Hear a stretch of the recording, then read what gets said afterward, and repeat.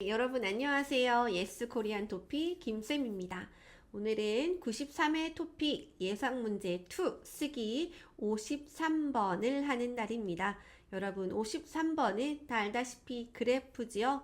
그래서 그래프 문제에서만 사용할 수 있는 표현이나 단어들이 있습니다. 그래서 그것을 얼마나 정확하게 여러분들이 외우냐에 따라서 좋은 점수를 받느냐 받지 않느냐 이렇게 달려 있겠죠. 그러면 여러분들은 그래프에 나오는 표현들을 좀 잘 정리해서 외우는 것이 가장 필요할 것 같아요. 자, 선생님이 이미 게시판에 올려두었었지요. 이거 한번 살펴보세요 라고 이야기했었는데요. 자, 오늘의 쓰기 53번 문제 다시 한번 보도록 하겠습니다. 53번 예상문제 두 번째는 다문화 가정과 관련된 내용이었어요. 여러분 다문화 가정이라고 하면 한 두 가지로 이야기할 수 있는데요. 그 부모 중에 한 명이 예를 들어서 한국의 다문화 가정이라고 했을 때는 그 부모 중에 한 명이 한국 사람, 한 명이 외국 사람으로 이루어진 그 가정을 다문화 가정이라고 하기도 하고, 두 명 다 외국인인데 한국에 들어와서 사는 경우 그것도 다문화 가정이라고 할 수 있겠어요. 그래서 이 다문화 가정과 관련된 내용을 한번 볼 건데요. 그 데이터는 실제와 좀 다르지만 실제로 다문화 학생 수가 점점 늘어나고 있다고 해요. 그래서 한국에서 살고 있는 그 다문화 가정에서 나온 그 학생들의 다문화 그 학생 수가 점점 증가하고 있고, 여러분들이 다 알다시피 한국의 학생 수는 인구 감소 문제로 인해서 저출산 현상으로 인해서 점점 줄어들고 있죠. 그래서 한국 학생 수는 점점 줄어들고 다문화 가정의 학생 수는 점점 늘어나고, 그거는 이제 사실입니다. 현재 상황이고요. 자, 그리고 그래프가 두 개가 있는데, 하나는 그래서 이런 학생 수의 변화, 또 하나는 다문화 가정 학생들이 있으면 그 학생 중에 어느 나라 퍼센트가 가장 많은지, 그리고 마지막으로 다문화 학생들이 증가하는 원인은 무엇인지 그것을 한번 살펴볼게요. 자, 여러분 다 알다시피 이렇게 문제가 있을 때 가장 먼저 써야 하는 것은 무엇입니까, 여러분? 요거죠? 요거와 요것을 먼저 써야 되죠. 그쵸? 자, 한번 같이 볼게요. 자, 빅데이터 연구소에서 조사기관이 있을 때는 꼭 에서라는 것을 쓰고 이것이 여기로 와야 되죠. 빅데이터 연구소에서 무엇에 대해서는 about의 뜻이죠. about은 어디에 있어요? 여기 위에 있죠. 다문화 가정, 여기로 와야 됩니다. 그래서 다문화 가정에 대해 조사하였다. 이게 가장 먼저고, 선생님 너무 많이 설명해서 여러분들이 지겨울 수도 있겠지만 조사 기관뿐만 아니라 조사 대상이 있을 때는 어떻게 해야 되나요? 자, 조사 대상 예를 들어서 땡땡시에 사는 다문화 가정 50가구 이런 식으로 했을 때 50가구 이런 식으로 했을 때 이게 조사 대상이잖아요. 그럼 조사 대상이 있을 때는 어떻게 하죠? 자, 빅데이터 연구소에서 여기까지는 똑같고 여기에 요 가운데 요 중앙에 뭐라고 써야 되죠? 땡땡시 다문화 가정 50가구를 대상으로 요 타겟으로 이 말이 들어가야 된다고 했죠? 그래서 여기서는 을을 대상으로 없으면 안 쓰면 되죠. 요거 너무 많이 해서 잘 알고 있는데 선생님이 한 번 더 이야기해 보았습니다. 자, 여기 처음에 쓰고 그 다음에 두 가지 그래프가 있죠? 첫 번째 그래프 써야겠네요. 한번 첫 번째 그래프 같이 한번 써보죠. 여러분 첫 번째 그래프는 다문화 학생 수 변화라고 이야기했습니다. 그래서 요 앞에 있는 그래프 먼저 써야 하는데요. 이 그래프를 봤더니 자, 일단 요 단위가 있어요. 단위는 그것을 세는 걸 말하죠. 예를 들어서 맥주 한 병, 뭐 소주 한 병, 이렇게 뭐 술을 선생님이 예로. 어쨌든 단위를 써야 되는데 요 단위가 10,000명이에요. 10,000명. 요거 놓치지 않고 써야 되고요. 자, 요 보니까 아이고 잘못됐네요, 여러분. 요거랑 요렇게 잘못됐어요. 요렇게. 봤더니 우리나라 한국 학생 수는 어때요? 여러분 750만 명에서 580만 명으로 인크리스 했나요? 디크리스 했나요? 네, 디크리스. 그쵸? 감소한 거죠. 감소. 자, 그리고 그거와 반대네. 그치? 반대로 다문화 학생 수는 5만 명에서 17만 명까지 늘어났네요. 그래서 이 차이를 정확하게 써줘야 되는데 반대의 상황일 때 여러분들이 꼭 써야 하는 것이 뭐예요? 반면에 라는 말이 있습니다. 그쵸? 반면에. 요거 잊으면 안 되겠죠? 자, 그러면 어떻게 쓸 수 있나 한번 볼까요? 자, 다문화 학생 수 변화를 살펴보면 을을 살펴보다라고 하면 이걸 좀 자세히 보면 이런 뜻입니다.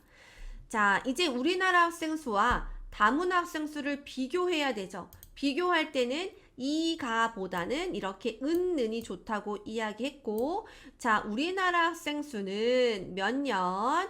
2013년에 750만 명에서 2023년 580만 명으로 어떻게 됐다고 했죠? 감소한 반면에. 자, 그리고 같은 기간이죠. 또 쓰면 너무 많이 쓰니까 그냥 동기간 is 같은 기간. 다문화 학생 수는 어때요? 다문화 학생 수는 5만 명에서 17만 명으로 많이 증가했다. 뭐라고 쓰나요? 크게 증가한 것으로 나타났다.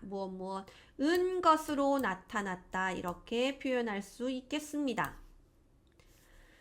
자, 여러분들 자, 여기 감소하다와 같은 뜻 한번 이야기해 볼래요? 네, 줄다, 줄어들다. 그쵸? 증가하다와 같은 뜻은 늘다, 늘어나다가 있죠? 여러분들이 너무 증가하다란 단어가 많을 때는 좀 다른 단어를 선택해서 쓸 수 있겠죠.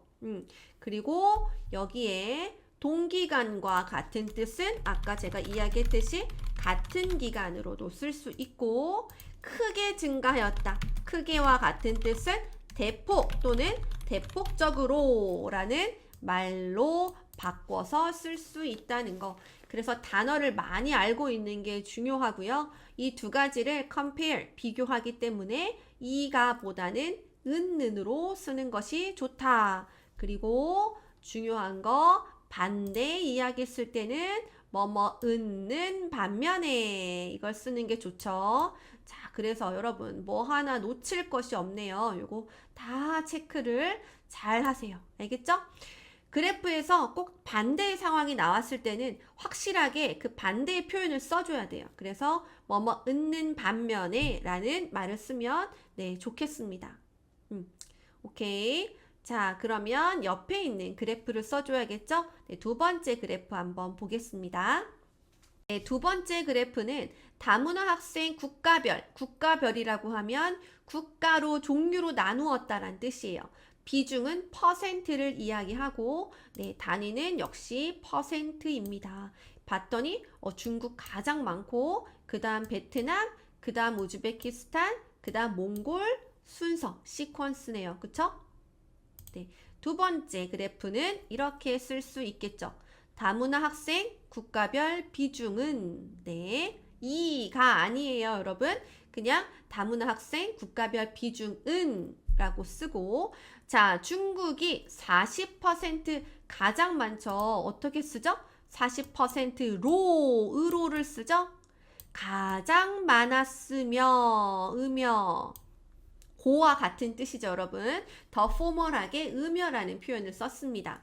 자, next 어떻게 얘기해요? 그 다음으로 베트남 25%, 우즈베키스탄 20%, 몽골 5%, 순이라는 것은 순서다, 순이었다. 네, 이렇게 쓸 수 있습니다.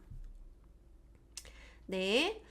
자, 여러분들이 1위를 차지했다라는 표현을 쓰는데요. 1위를 차지했다를 써도 되는데 모든 그래프에서 1위를 차지했다라고 쓰면 조금 어색한 경우가 있어요. 1위라는 것은 어떤 많은 것 중에서 1등이다 이런 건데 꼭 1등이다 이런 의미를 줘야 하는 것이 아니면 그냥 노멀하게 그냥 그 퍼센트로 가장 많았다. 네, 이런 표현을 쓰는 게 그냥 가장 일반적인 표현이에요. 그래서 1위를 차지했다가 어울리는 것도 있지만 어울리지 않을 때도 있으니까 그럴 때는 과연 이 문제가 1위, 2위 이렇게 나타내도 되는 문제인가 한 번 더 생각을 해보면 좋겠죠. 네, 괜찮죠, 여러분? 자, 그럼 마지막으로 다문화 학생이 이렇게 증가하고 있는 원인은 무엇인지 두 가지가 있는데 원인 쓰는 방법을 통해서 한번 알아보도록 하겠습니다. 자, 원인으로 선생님이 두 가지를 적어 놓았는데 첫 번째는 세계화. 세계화는 뭐예요? 우리가 이제 여러분 어느 나라든 쉽게 갈 수 있죠. 그쵸? 그래서 이제 뭐 이 나라 가는 거 문제 없고 저 나라 가는 거 문제 없고 자유롭게 왔다 갔다 할 수 있죠. 이게 다 세계화라고 이야기하는데 이 세계화 때문에 국제 결혼이 뭐예요? 다른 나라 사람과 결혼하는 거 그것이 증가했죠. 그 이유는 여러 가지가 있겠죠. 예를 들어서 한국을 예시로 들었을 때 한국에서 뭔가 일을 찾는다거나 또는 한국으로 이민을 온다거나 뭐 한국에 뭐 공부를 하러 온다거나 여러 가지 이유로 자유롭게 한국을 왔다 갔다 하면서 여기에서 또 외국인과 한국 사람이 만나서 그런 국제 결혼이 증가했다고 할 수 있고 그리고 두 번째는 중도 입국 학생이라고 했는데요. 중도라고 하면 그 중간에 입국, 한국으로 들어오는 학생이 증가했다는 뜻이에요. 그러니까 예를 들어서 한국 남자와 다른 나라의 여자가 결혼을 했는데 그 다른 그 여자분의 나라에서 이렇게 지내다가 그 아이들이 청소년기에 이렇게 한국으로 중간에 들어오는 거예요. 그래서 그런 중도 입국 학생들이 또 점점 늘어나고 있다. 그래서 결국에는 한국에 사는 그런 다문화 가정의 학생들이 점점 늘어나고 있다라고 하는 거죠. 자, 그럼 원인을 쓰는 방법 한번 보겠습니다. 자, 이처럼 이렇게 다 괜찮습니다, 여러분. 이처럼 다문화 학생이 증가하는 원인은 우선 세계화로 인해 국제 결혼이 증가하기 때문이다. 또한 중도 입국 학생이 늘어난다는 점도